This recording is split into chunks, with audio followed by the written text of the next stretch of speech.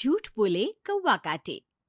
अनु को बचपन से ही झूठ बोलने की आदत थी और ससुराल में भी उसकी ये आदत गई नहीं थी। वो अब भी अपने फायदे के लिए झूठ बोलने से नहीं कतराती। एक दिन अनु अपनी सास से जाकर ननद की शिकायत करती है। सासू माँ, बीना दीदी ने मेरी साड़ी खराब कर दी, उस पे दूध गिरा दिया, मेरा बहुत नुकसान हो गया। अरे क्यों बीना, मैंने तुझे यही संस्कार दिए हैं क्या? माफी मांग अपनी भाभी से। भाभी, मैंने आपकी साड़ी पर दूध नहीं गिराया है। मैं दूध लेकर जा रही थी और आपने मेरी टांग में टांग अड़ा दी थी, तो मैं दूध लेकर साड़ी पर गिर गई। अरे वाह, एक तो गलती करती हो, ऊपर से इल्जाम भी दूसरों पर। वाह जी वाह। माँ जी, यही है क्या आपके घर के संस्कार? बीना, बहू से माफी मांग। सॉरी भाभी। अरे सॉरी से क्या होगा, साड़ी से होगा, साड़ी के बदले साड़ी। ठीक है बहू, नई साड़ी ले लेना बस। थैंक यू माँ जी, आप ना बहुत अच्छी हो। माँ, भाभी की साड़ी पुरानी हो चुकी थी, उनको नई साड़ी चाहिए थी, इसलिए उन्होंने ये ड्रामा किया, आपको पागल बना दिया माँ। अरे बीना, एक तो गलती करती है, बहू की साड़ी खराब कर दी, ऊपर से बहू की पीठ के पीछे उसकी बुराई कर रही है। मुझे तो भरोसा ही नहीं होता कि तू मेरी बेटी है। देखना माँ, जिस दिन आपको भाभी का सच पता चलेगा ना, पछताओगी बहुत। अरे तू कुछ भी बोलेगी और मान लूं मैं, हैं? आज तो तुझे तेरे किए की सजा मिलेगी। बहू, आज तू आराम कर और बीना करेगी अब से पूरे घर का काम।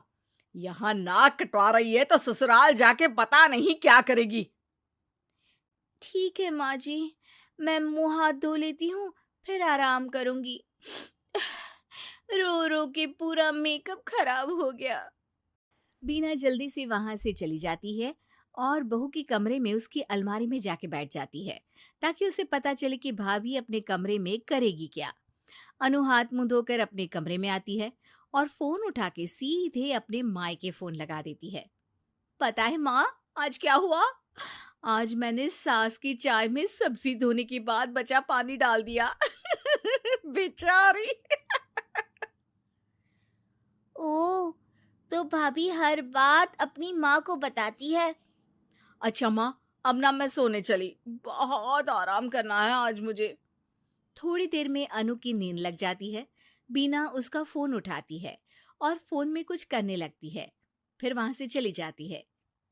वो सीधे माँ के पास जाकर माँ के कान में कुछ कहती है।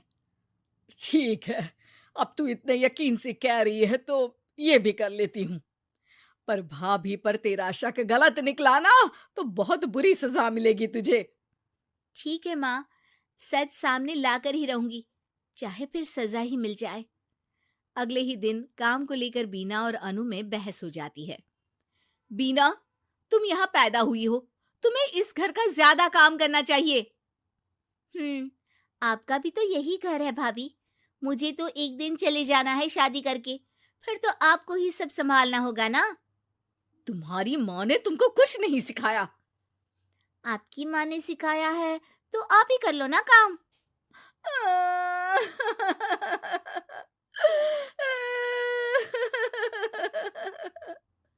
अरे, रो क्यों रही हो? भाभी चुप हो जाओ, मैं कर लूंगी सारे काम। मैं आपके आगे हाथ जोड़ती हूँ, पाँव पड़ती हूँ, प्लीज चुप हो जाओ भाभी। बीना अनु भाभी को चुप कराने के लिए उसके पाँव छू रही होती है। तभी अनु की रोती आवाज सुन के सास वहां आ जाती है।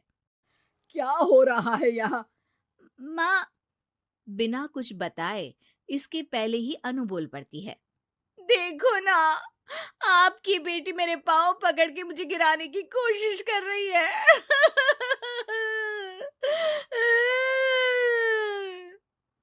अरे भाभी, ये क्या बोल रही हो? अरे चुप कर बीना, तूने तो बहू के सामने मेरी नाक ही कटवा दी। इसके मायके वालों को जब ये बात पता चलेगी तो क्या होगा? पर पर भाभी झूठ बोल रही है माँ। मैंने भी देखा, तू उसके पांव पकड़ रही थी। वो तो मैं पाँव पड़ रही थी ताकि भाभी चुप हो जाए। तू ना आज किचन में सोएगी और खाना भी नहीं मिलेगा तुझे। बहुत बदतमीज हो गई है। अनु को लग रहा था कि उसका झूठ सफल रहा, लेकिन बीना का प्लान काफी हद तक आगे बढ़ रहा था। जैसे बीना ने सोचा था, अनु ने अपनी माँ को कॉल किया, लेकिन बीना ने उस दिन अनु के फोन से अपनी माँ का नंबर उसकी माँ के नाम से सेव कर दिया था। बस फोन चालू होते ही अनु ने सच उगलना शुरू कर दिया। वो बेचारी तो मेरे पाँव छू रही थी, लेकिन मैंने बोल दिया कि पाँव पकड़ के गिरा रही है। और मेरी बेवकूफ सास मान भी गई। हाँ हाँ, सास तेरी बेवकूफ तो है जो तेरी बातों में आती रही। माँ जी, आप वहाँ इतनी जल्दी मेरे मायके कैसे पहुंच गई? बीना और सास अनु के कमरे में आके उसे अपना प्लान बता देती हैं कि कैसे उन्होंने बीना के झूठ को पकड़ लिया। इस बार अनु सास के पांव पकड़ लेती है और माफी मांगती है। ए, पाँव छोड़, मुझे गिराएगी क्या?